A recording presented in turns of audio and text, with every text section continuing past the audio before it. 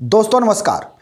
देश की सर्वोच्च अदालत ने आज बाबा रामदेव और पतंजलि के एमडी यानी मैनेजिंग डायरेक्टर बालकृष्ण को हाजिर होने का निर्देश दिया है और इसी के साथ सर्वोच्च न्यायालय ने दोनों के खिलाफ अवमानना नोटिस जारी करते हुए कहा कि 2 हफ्ते के अंदर बाबा रामदेव और योग पीठ के एमडी बालकृष्ण कोर्ट में हाजिर हों।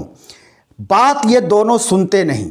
इसके पहले कोर्ट ने इनको आदेश दिया था कि 3 सप्ताह के भीतर कोर्ट में उपस्थित होकर अपना पक्ष रखें, लेकिन न तो बाबा रामदेव उपस्थित हुए न बालकृष्ण उपस्थित हुए। अब इसी मामले को लेकर सुप्रीम कोर्ट कड़ा रुख अख्तियार करते हुए निर्देश दिया और अवमानना नोटिस जारी कर दी और कहा कि 2 हफ्ते के अंदर कोर्ट में हाजिर होइए, अन्यथा आपके खिलाफ कठोर कार्रवाई की जाएगी। जी, मामला है पतंजलि योग पीठ के तरफ से भ्रामक विज्ञापन जारी करने का, जिसमें हार्ट अटैक, बीपी, किडनी के पेशेंट को पूरी तरह से ठीक करने का दावा किया जाता रहा है और इसी दावे के खिलाफ आईएमए के तरफ से यानी इंडियन मेडिकल एसोसिएशन के तरफ से एक याचिका दायर की गई थी सुप्रीम कोर्ट में और उस याचिका में ये कहा गया था कि पतंजलि के तरफ से एक भ्रामक और झूठी खबरें फैलाई जा रही हैं विज्ञापन के माध्यम से, जिसमें कहा जा रहा है कि आयुर्वेद से किडनी, बीपी, कैंसर और तमाम बड़े बड़े रोगों को ठीक करने का दावा किया जा रहा है, जो पूरी तरह से भ्रामक है, अनर्गल है, गलत है और एलोपैथ को ये नकारा जा रहा है, एलोपैथ की बुराई की जा रही है। इसी के तहत सुप्रीम कोर्ट सुनवाई कर रहा था और सुप्रीम कोर्ट ने सीधे सीधे कहा कि जब बाबा रामदेव और बालकृष्ण को 3 हफ्ते के अंदर यहां हाजिर होने के लिए कहा गया था, तो ये दोनों यहां हाजिर नहीं हुए, बल्कि उसके बाद भी ये प्रेस कॉन्फ्रेंस कर रहे थे और ये अपने ही दवा की पक्ष रख रहे थे, आयुर्वेद का पक्ष रख रहे थे, जो पूरी तरह से गलत है। और सीधा इसमें दिखाई देता है कि कहीं ना कहीं केंद्र सरकार की सह पर ये पतंजलि योगपीठ इस तरह का कार्य कर रहा था और ये भ्रामक विज्ञापन चला रहा था मीडिया में। खबरें भ्रामक विज्ञापन मीडिया में चल रही थी, अखबारों में छप रहा था। इसी को लेकर के सुप्रीम कोर्ट ने ये सख्त निर्देश जारी करते हुए दोनों के खिलाफ यानी बाबा रामदेव और बालकृष्ण के खिलाफ अवमानना नोटिस जारी कर दिया है और इन लोगों को अब 2 हफ्ते के अंदर सुप्रीम कोर्ट में हाजिर होना होगा।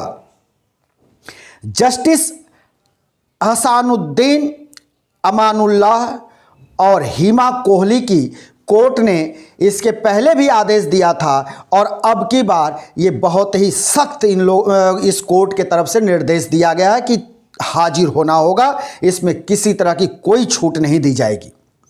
वहीं पतंजलि योग पीठ के तरफ से वरिष्ठ वकील मुकुल रोहतगी पेश हुए और मुकुल रोहतगी ने कहा, मिलॉर्ड, योग पीठ के तरफ से जो विज्ञापन जारी किया गया उससे बाबा रामदेव का कोई लेना देना नहीं है, बाबा रामदेव उसमें शामिल नहीं है। लेकिन कोर्ट ने उनकी बात को अनसुना करते हुए कहा कि इस तरह की दलीलें यहां देने की जरूरत नहीं है।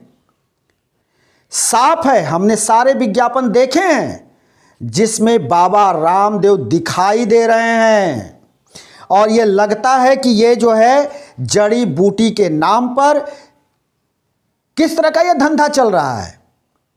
सिर्फ इस धंधे में धन कमाई का साधन बनाया गया है, जो पूरी तरह से भ्रामक है, गलत है, दंडनीय अपराध है। यही सुप्रीम कोर्ट ने कहा, drugs and magic remedies act का ये खुला उल्लंघन है। पतंजलि के तरफ से इस एक्ट का खुला उल्लंघन किया जा रहा है। जिसके तहत अब कार्रवाई का समय आ गया है। अगर 2 हफ्ते के अंदर ये दोनों कोर्ट में हाजिर नहीं होंगे तो इनके खिलाफ सख्त कार्रवाई की जाएगी और क्यों न इनको जेल भेजा जाए। हम अपने दर्शकों को बता दें कि बाबा रामदेव के तरफ से ये बार बार प्रयास किया गया है कि आपदा में अवसर खोज करके निकाल लो और धन कमाया जाए। याद रहे, कोरोना काल में बाबा रामदेव के तरफ से 2020 और 21 के दौरान भी इसी तरह का एक भ्रामक प्रचार चलाया गया। मीडिया में भ्रामक प्रचार आने लगा था कि कोरोनिल पूरी तरह से कोरोना को दूर भगाता है। आने ये दावा किया गया था पतंजलि के तरफ से कि जो हमने जो इजाद किया है, जो हम दुकानों पर दे रहे हैं कोरोनिल, वो कोरोनिल जो है पूरी तरह से कोरोना से आपको मुक्ति दिलाएगा, आपको कोरोना नहीं हो पाएगा। रातों रात कोरोनिल देश में बिकने लगे, विदेशों से उसके जो है डिमांड आने लगे, ऑनलाइन का ये धंधा शुरू हो गया। लेकिन जब बाबा रामदेव अपने कुछ लोगों को लेकर प्रेस कॉन्फ्रेंस करते हुए जैसे ही दावा किया कि ये कोरोनिल 100% कोरोना से आपको बचाएगा, उसके बाद केंद्र सरकार को आगे आना पड़ा और केंद्र सरकार का आयुष्मान विभाग आगे आया और कहा, उस वक्त के स्वास्थ्य मंत्री, केंद्रीय मंत्री रहे हर्षवर्धन, डॉक्टर हर्षवर्धन ने पीसी करके कहा कि नहीं, ऐसी बात नहीं है, कोरोनिल को हम किसी तरह से कोरोना ठीक करने के दवा के रूप में हम नहीं मान्यता देंगे। और उसके बाद बाबा रामदेव को बैकफुट होना पड़ा।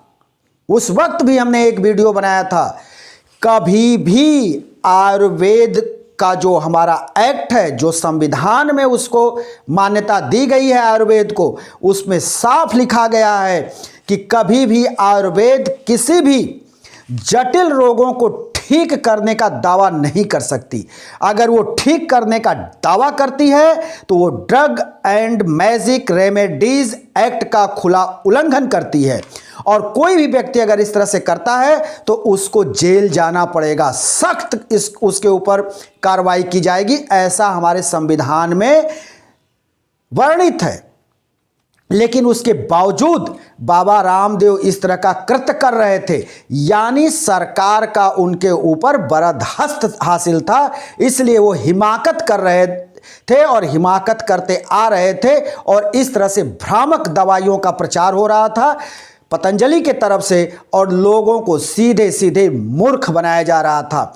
वहीं आयुर्वेद के बारे में एक बात और आती है कि आयुर्वेद के जो विशेषज्ञ हैं वो कहते हैं कि आयुर्वेद सिर्फ जटिल रोगों में एक हेल्पिंग या इम्यूनिटी, ये कहें कि इम्यूनिटी बूस्ट करने के लिए सिर्फ एक हेल्पिंग मेडिसिन के तौर पर अपनी जड़ी बूटियों को चलाता है, ना कि ठीक करने का दावा करता है। अगर किडनी का पेशेंट है तो निश्चित तौर पर आयुर्वेद में कोई ऐसी व्यवस्था नहीं है जिसके तहत ये दावा किया जाए कि पेशेंट का इलाज संभव है और उसको डायलिसिस नहीं कराना पड़ेगा और उसकी किडनी फिर फंक्शन में आ जाएगी।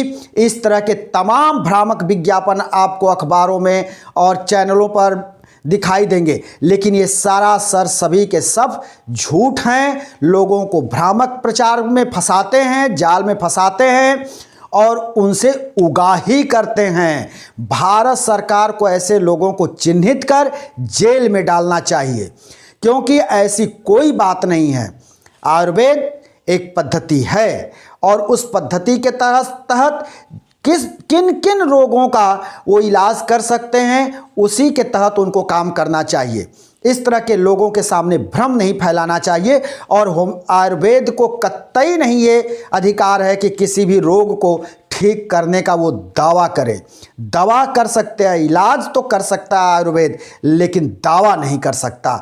और अगर वो दावा कर रहा है तो खुला ये जो है drugs and magic remedies act का उल्लंघन कर रहा है और उसके ऊपर कार्रवाई होनी चाहिए। अब इसी को सुप्रीम कोर्ट ने संज्ञान ले लिया है और 2 हफ्ते के अंदर बाबा रामदेव, बालकृष्ण दोनों को कोर्ट में हाजिर होना होगा फिजिकली रूप से, और उस वक्त देखना होगा कि देश की सर्वोच्च अदालत से बाबा रामदेव और बालकृष्ण पर किस तरह का अपराध बनता है और इनको किस तरह की सज़ा मिलती है। पतंजलि आगे किस तरह का कार्य कर पाएगा, नहीं कर पाएगा, उसको अपने औषधियों को बंद करना पड़ेगा। ये सारी चीज़ें अब 2 हफ्ते के अंदर जब ये दोनों हाजिर होंगे तो सुप्रीम कोर्ट के तरफ से जो निर्णय आएगा उसी को अब इनको मानना होगा। हो सकता है कि सख्त कार्रवाई करते हुए सुप्रीम कोर्ट इनको जेल की सज़ा भी सुना दे। हम फिर किसी दूसरे वीडियो को लेकर हाजिर होंगे, तब तक के लिए शिवमूर्ति दुबे को दीजिए इजाज़त।